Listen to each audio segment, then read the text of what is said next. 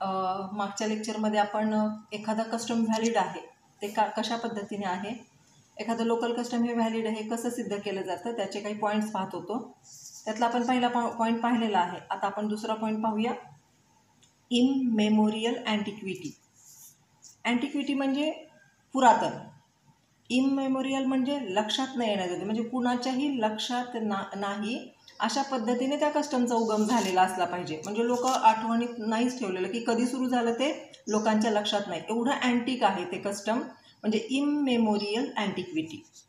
The custom should be ancient and immemorial antiquity and then only it has a force of law.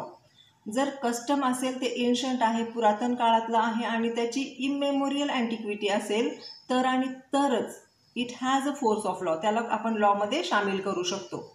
Blackstone stated that a custom in order to be legally binding must have been used so long that it should be beyond the memory of living man. पहा, Blackstone काय म्हणतो, a custom in order to be legally binding, एखादं custom हे legally binding होण्यासाठी किंवा त्याचं conversion लॉमध्ये होण्यासाठी must have been use so long, इतक्या वर्षापासून ते वापरात असावं, दॅट की it should be beyond the memory of living man, जी जिवंत माणसं आहेत त्यांच्या मेमरीच्या बाहेरचं असावं, म्हणजे त्यांना आठवत नसावं. On one can show the beginning of it, असं एकही माणूस जिवंत नको की जो त्याची सुरुवात सांगू शकेल. म्हणजे custom started from this year वगैरे असं सांगणारं कुणीच जिवंत नसावं, म्हणजे ते एवढं पुरातन असावं, एवढं अँटिक असावं ते. Okay. The idea of immemorial custom was derived by the law of England. हे कुठून आलेली आहे? इंग्लंडपासून आलेली ही concept, from the common law, तिथल्या कॉमन लॉपासून ही कन्सेप्ट उगम पावलेली आहे. Time memorial means time so remote, एवढं प्राचीन असावं ते की no living man remember its origin or can give evidence concerning it. एकही माणूस असा जिवंत नसावा की जो त्याचा इव्हिडन्स देईल किंवा त्या व्यक्तीला माहिती असावं की ते कस्टम कधीपासून सुरू झाले. Custom was immemorial when its origin was so ancient that the beginning of it was beyond human memory.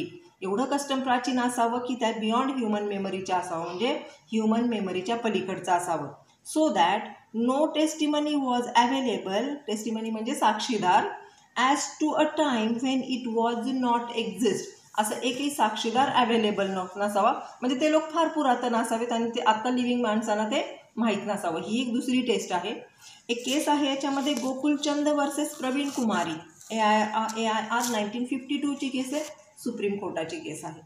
The Supreme Court of India stated in this case that by long usage म्हणजे वापर, it has obtained the force of law, but the English rule that a custom to be legal and binding must have been use so long that the memory of man ruined not to be contrary should not be strictly applied to Indian conditions. इंग्लंडमध्ये ते आहे की तिथं custom एवढं binding एवढं antique असावं की माणसाच्या मेमरी पलीकडचं असावं, पण हा जो कायदा आहे हा स्ट्रिक्टली भारतामध्ये ॲप्लिकेबल नाही.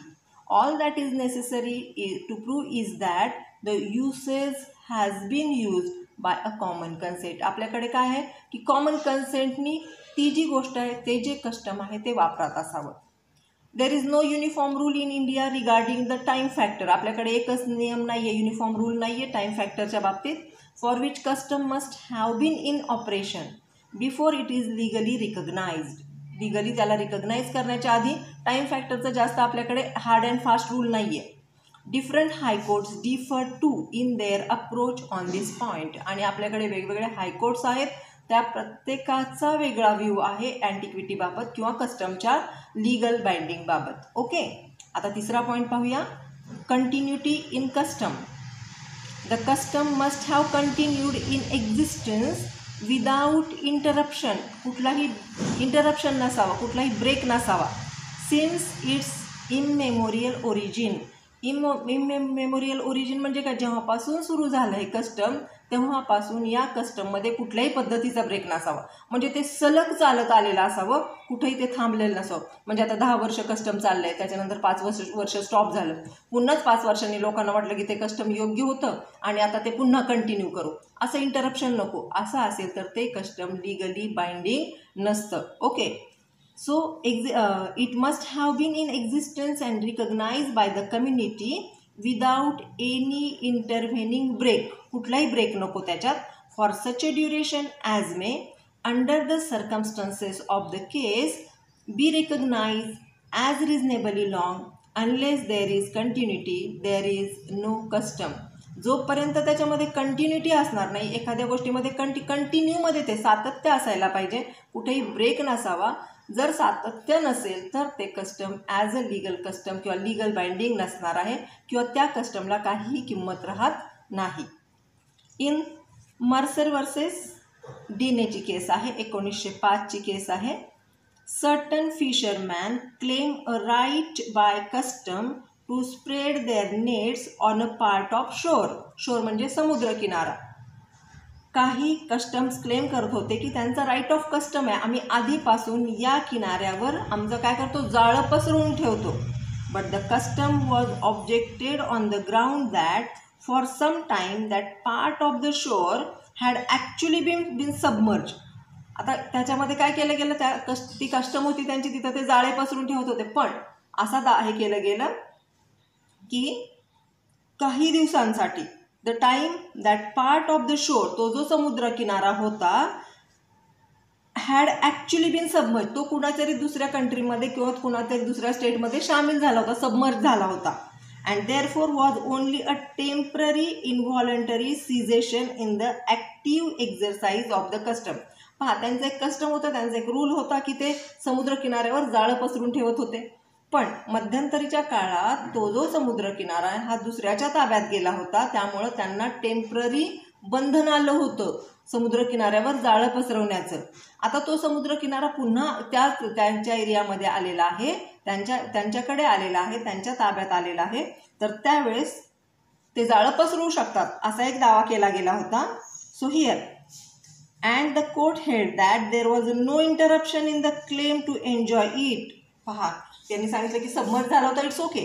सबमर्ज झाल्यामुळे त्यांच्यावर टेम्पररी बंधन आलं होतं, हे पण ठीक आहे, पण त्यांनी काय मुद्दामून ते सोडलेलं नव्हतं किंवा तोडलेलं नव्हतं किंवा त्यांनी बंद केलं नव्हतं, त्यांना जबरदस्तीने ते बंद करावं लागलं होतं. त्यामुळं तिथं फिशरमॅन काय करू शकतात, त्या एरियामध्ये जाळं पसरवून ठेवू शकतात ॲज अ कस्टम. त्यांचा राईट आहे, ते तिथं जाळं पसरवू शकतात मच्छीमारीसाठी.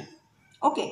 The fact that the custom has not been exercise for a long period may be reason. खूप दिवस ते कस्टम वापरलं गेलं नाही, हे एक कारण आहे.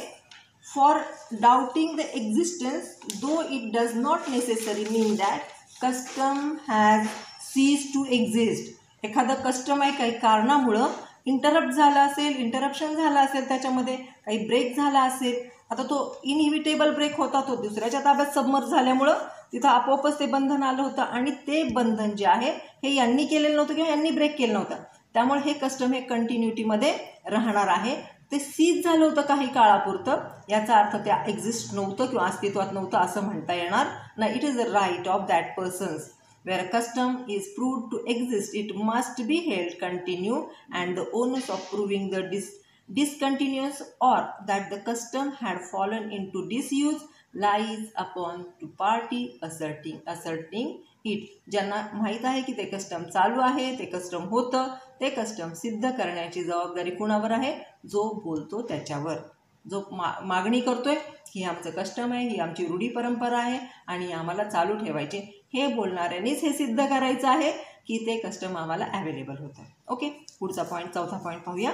Custom must not be immoral. हे कस्टम मॉरॅलिटीला सोडून नसावं, नीतितत्वांना सोडून नसावं. A custom must not be against morality. Custom मॉरॅलिटीच्या विरुद्ध नसावं.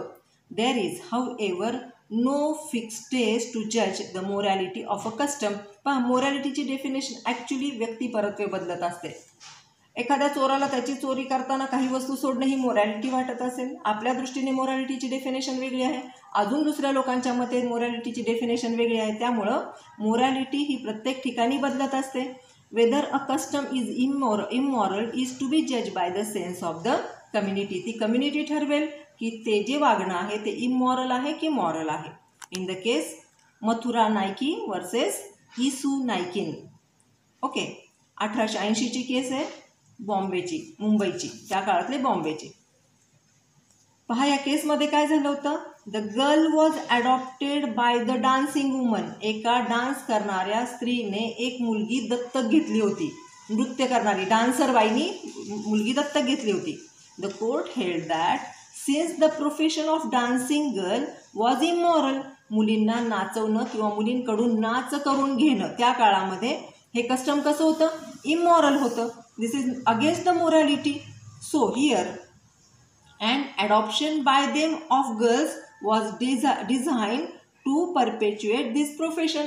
त्यांनी मुलीलाच का दत्तक घेतलं, त्यांनी मुलीला याच्यासाठी दत्तक घेतलं होतं की ते प्रोफेशन कंटिन्यूमध्ये ठेवायचं होतं. त्यांना सांभाळून शिकवून मुलींसारखं पाळायचं नव्हतं, तर त्या मुलीला काय शिकवायचं होतं, डान्स चालू ठेवायचा होता आणि त्या स्त्रीला स्वतःचा व्यवसाय पुढं कंटिन्यू करायचा होता.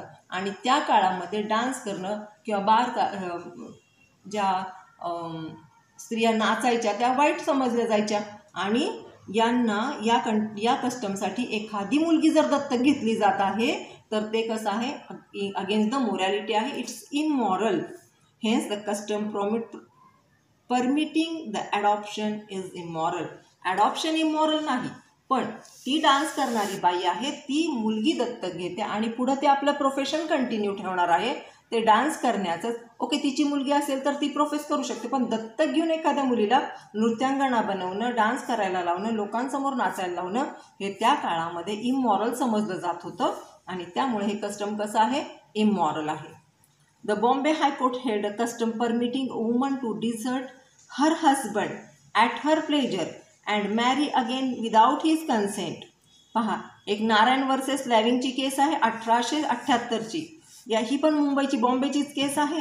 याच्यामध्ये सांगितलं आहे की a custom permitting to a woman, एक स्त्रीला परमिशन देणं कशासाठी, टू डिझर्ट हर हजबंड, स्वतःच्या नवऱ्याला डिझर्ट करायचं, डिप्राईव्ह ठेवायचं सगळ्या राईट्सपासून, ॲट हर प्लेजर, तिच्या आनंदासाठी तिने नवऱ्याला डिझर्ट करायचं, सोडून द्यायचं आणि पुन्हा त्याच्या कन्सेंटशिवाय दुसऱ्या व्यक्तीशी लग्न करायचं. This is again a immoral, this is again against the morality. त्यामुळे सुप्रीम हायकोर्ट, बॉम्बे हायकोर्टनी काय सांगितलं, हे कस्टम कसं आहे, इमॉरल आहे.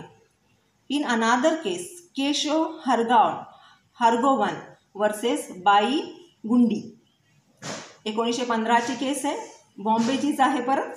Court held that a custom by which the marriage tie would be dissolved, either husband or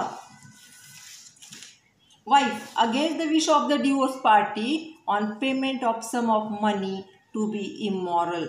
पहा, एकमेकांची संमती नसताना एकमेकांशी डिवोर्स घेणं आणि त्यासाठी पैसे देणं हे सुद्धा इमॉरल आहे. ओके. आता 5वा पॉईंट पाहूया. तुम्ही पेपरमध्ये लिहिताना ते 1-2 केसेस लिहिल्या तरी चालतील, एक केस लिहिली तरी चालेल, पण केस हे तुमच्या आन्सरला सपोर्ट करणार असतं. Okay. Custom must be in conformity with express law. Custom हे कसं असायला पाहिजे, एक्सप्रेस लॉमध्ये असायला पाहिजे, ते खुलं असायला पाहिजे, म्हणजे लिखित स्वरूपात असायला पाहिजे, सांगितलेलं असायला पाहिजे, इम्प्लाइड नसावं. A custom to be valid must be conformity with any statute law. जे कस्टम आहे ते लिखित स्वरूपातला कायदा आहे, त्याच्याशी थोडं तरी कन्फर्म होणार असावं, थोडं तरी मिळतं जुळतं असावं. It is positive rule in most of the legal system that statute can abrogate a custom. जो कायदा आहे लिखित स्वरूपातला तो कस्टमला रिपील करू शकतो. समजा त्याच गोष्टीवर कस्टम आहे, त्याच विषयावर लिखित स्वरूपातला कायदा आहे, तर ऑफकोर्स कायदा मांडला जाईल, कस्टम काय केलं जाईल, रिपील केलं जाईल, काढून टाकलं जाईल. ओके. त्याच्यानंतरचं आहे पीसफुल एन्जॉयमेंट. एन्जॉयमेंट कशी असायला पाहिजे, पीसफुल असायला पाहिजे. The custom must have been enjoyed peaceably. त्याच्यामध्ये पीस असायला पाहिजे, म्हणजे शांती असायला पाहिजे. If a custom is in dispute for a long time, एखादं कस्टम आहे ते वाद आहे त्याच्यावर की मानायचं की नाही मानायचं, तर असा custom in a court of law, जर त्याचा कोर्ट ऑफ लॉमध्ये वाद चालू असेल, और otherwise it negative the presumption that it originated by the consent. ते कन्सेंटमुळे जर निर्माण झालेलं असेल आणि ते जर सिद्ध होत नसेल तर ऑफकोर्स ते कस्टम लीगल बाइंडिंग ठरत नाही, ते कस्टमला काही व्हॅल्युएशन राहत नाही. ओपिनो नेसेसिटीज, याच्यावर कधी कधी शॉर्ट नोट येते तुम्हाला. ओपिनो नेसेसिटीज म्हणजे काय पहा.